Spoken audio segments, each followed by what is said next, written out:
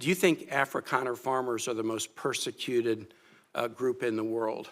I think those 49 people that came certainly felt they were persecuted, and they passed every sort of check mark that had to be checked off in terms of meeting the requirements for that. They live in a country where farms are taken and land is taken on a racial basis. Okay. Do you think they're more persecuted than Uyghurs or Rohingyas, or more persecuted than political dissidents in Cuba or Venezuela or Nicaragua, or more persecuted than those who would be threatened should they be returned to Afghanistan by violence by the Taliban? Well, the problem we face there is the volume problem, okay? If you look at all the persecuted people of the world, it's millions of people. They can't all come here. And we had refugee programs that were acting as a magnet for people to come here. Prioritize Afrikaner farmers? Well, because it's a small subset, it's a new issue, and the president identified it as a problem and wanted to use it as an example. But that's different from having these refugee programs that were basically spending money to put people up in communities and accommodate them, and it was acting as a magnet. Millions of people entered this country illegally, and today the border is sealed. Let me challenge you, and I'm just going to say for the public, if you want to understand about the, quote, persecution of Afrikaner farmers, go look at the composition of the South African government. Since July of 2024, there's a government of national unity, and the opposition party to the ANC, the Afrikaner Party, the Democracy Alliance, is part of the governing coalition. They joined the governing coalition a year ago, and the leader of that party was given the remit of Agriculture Minister, John Steenhuisen. He is the leader of the former Afrikaner Party, still widely representing Afrikaners. He is the Minister of Agriculture in South Africa right now.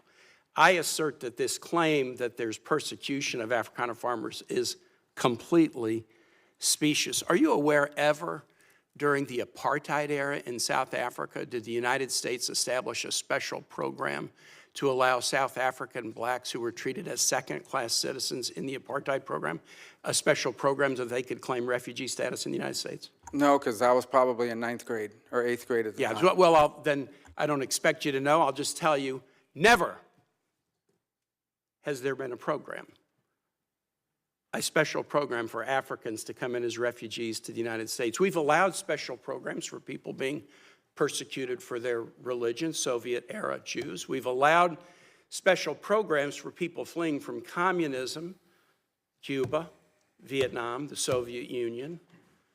We've never allowed a special program to allow Africans into the United States in an expedited refugee status until now. Afrikaner farmers living in a nation governed by a government of national unity that includes the main Afrikaner Party. And actually, an even more right-wing Afrikaner Party is also included in the coalition government. Now, would you agree with me, Mr. Secretary, that if we're interpreting the statutory phrase, a well-justified fear of persecution, we should try to do that in an even-handed way? I think we should try to do that in the interest of the national security of the United States. So okay, I agree with you too. We should.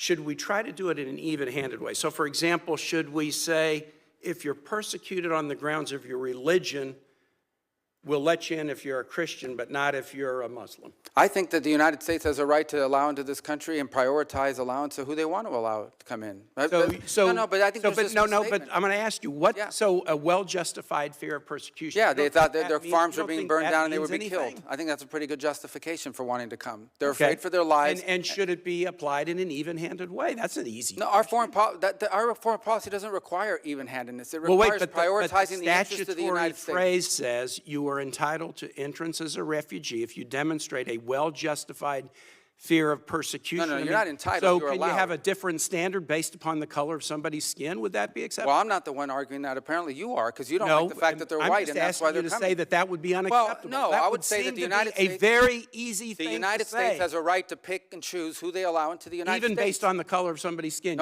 You're the one that's talking about the color of their skin, not me. These are people whose farms were being burned down and they were killed because of the color of their skin.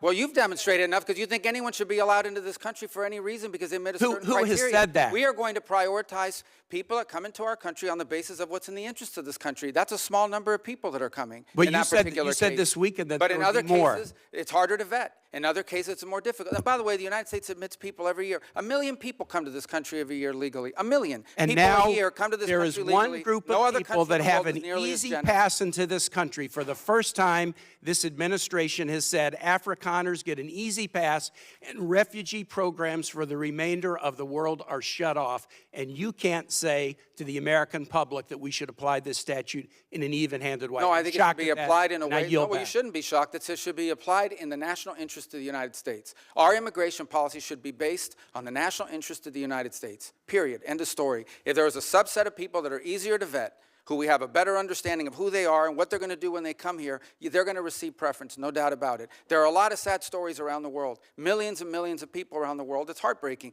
We cannot assume millions and millions of people around the world. No country can. So you have to have a process of deciding who do you prioritize, who do you allow in. We do it all the time. We do it in our immigration system now under our current laws. Unfortunately, it's primarily based on family connection and not on what they're going to contribute to the society from a merit standpoint. That should be changed, but that'll require statutory changes. But the bottom line is, this notion that somehow we have to accept anyone who wants to come to the United States is absurd. No country in the world has an immigration policy like that. And no one is arguing that we should. I yield back, Mr. Chair. Thank you very much.